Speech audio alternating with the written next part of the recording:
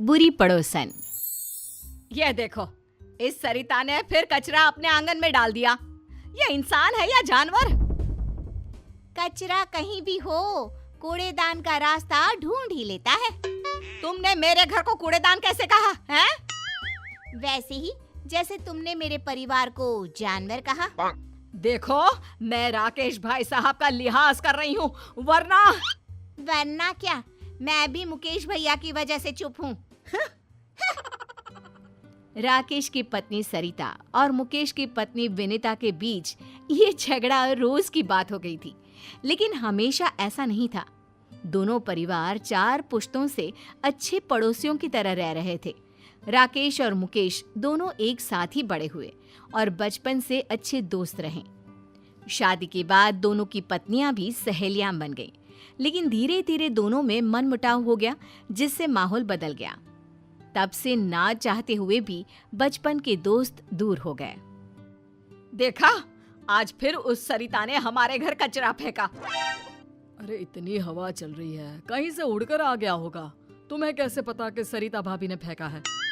अरे जिस चिप्स का पैकेट मेरे सामने उड़कर आया, वो वही तो खा रही थी।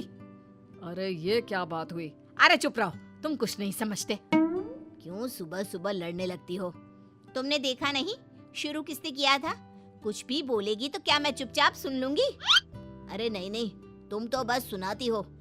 क्या कहा तुमने? नहीं, कुछ नहीं, सब समझती हूँ मैं। देखना तुम, किसी दिन ना मैं। अरे अब बस भी करो ना भगवान, तुमसे तो बात करना ही बेकार है। एक तरफ दोनों पड़ोसनों को एक दूसरे से नफरत थी, वहीं दूसरी तरफ अपने पापा की तरह रोहित और ईशा भी अच्छे दोस्त थे। दोनों कॉलेज में साथ पढ़ते थे। सॉरी, आज मम्मी ने सुबह सुबह झगड़ा किया। अरे तुम क्यों सॉरी कह रही हो? ये तो रोज का है। कभी विनीता आंटी लड़ाई शुरू करती है तो कभी मम्मी, और फंस हम गए।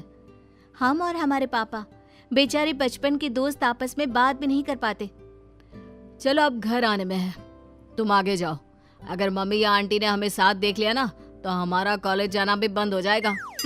सही कहा। चलो बाय, कल यहीं मिलते हैं। Okay bye. रोहित और ईशा की तरह मुकेश और राकेश भी छुप कर मिलते थे। सुबह छत पर दोनों मिलकर अपने दुख बांट लेते थे। कैसे हो भाई? बस ठीक ही हूँ, तुम सुनाओ, ऑफिस में सब ठीक? ऑफिस में तो सब ठीक है, बस घर में सब ठीक हो जाए। इन दोनों का झगड़ा तो रोज की बात हो गई है।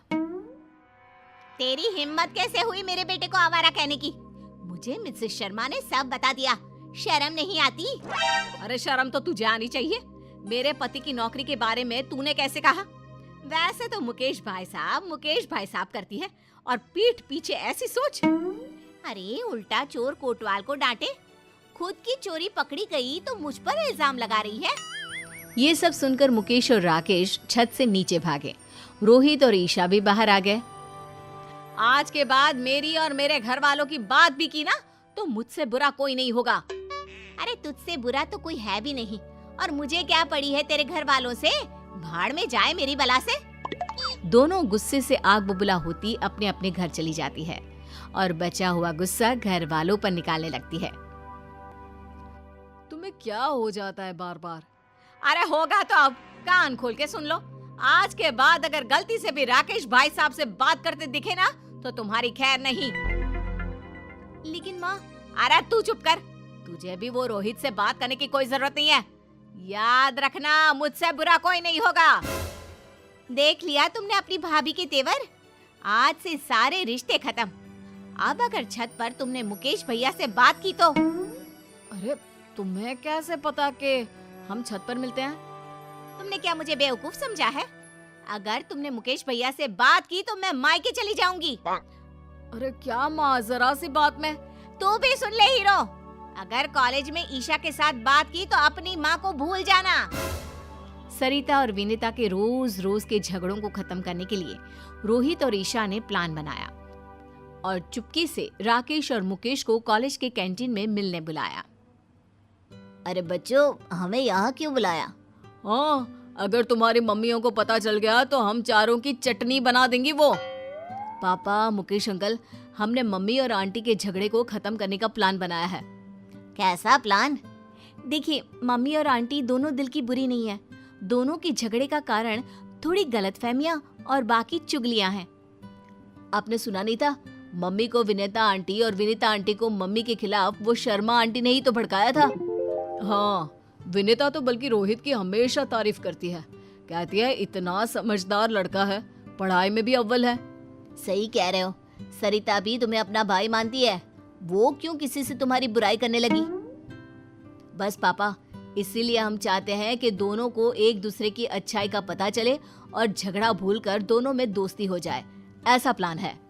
कल मम्मी मार्केट जाने वाली है और विनीता आंटी मंदिर, तभी सही मौका है। अरे लेकिन करोगे क्या? यहाँ आइए। दोनों बच्चों ने राकेश और मुकेश को प्लान सुनाया। लेकिन बेटा, कोई गड़बड़ तो नहीं होगी ना? डोंट वरी अंकल, हमने अपने दोस्तों के साथ मिलकर प्लान बना लिया है। सुनो जी, कल मंदिर जा रही हूँ मैं। अब ठीक है, आराम से जाना। हेलो रोहित बेटा, तुम्हारी आंटी निकल गई है। All the best.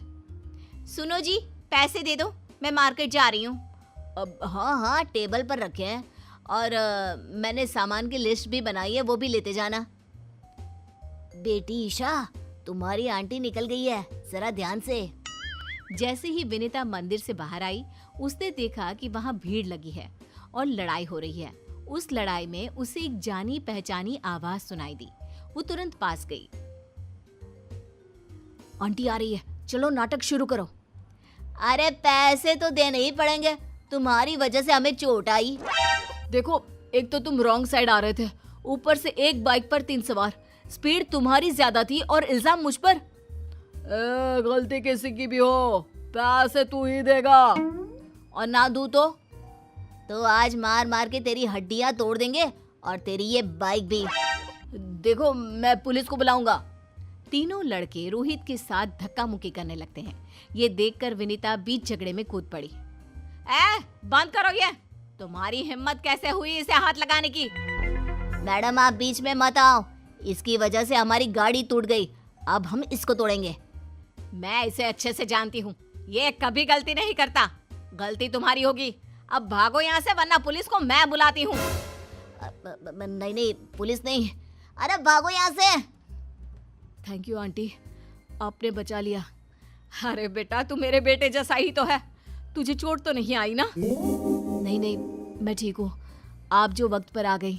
अरे बस भी कर, चलो मैं आपको घर ले चलता हूँ। अच्छा ठीक है बेटा, लेकिन अपनी माँ को मत बताना कि मैंने तेरी मदद की। सरिता एक दुकान में सामान खरीद कर वापस जा रही थी, तभी उसे एक आवाज आई। छोड़ो मुझे, हाथ मत लगाओ। अरे ऐसे कैसे छोड़ दे? बचाओ, बचाओ। सरिता ने देखा कि ईशा को कुछ गुंडे छेड़ रहे हैं। आंटी ने देख लिया? हाँ, तो एक्टिंग शुरू करो। आज अकेली मिली है, अब बच के कहाँ जाएगी?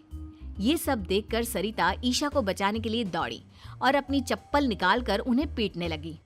अरे कम बख्तो, रुको जरा, बताती हूँ तुमको। ये ले। अरे बाप रे, भागो यहाँ से।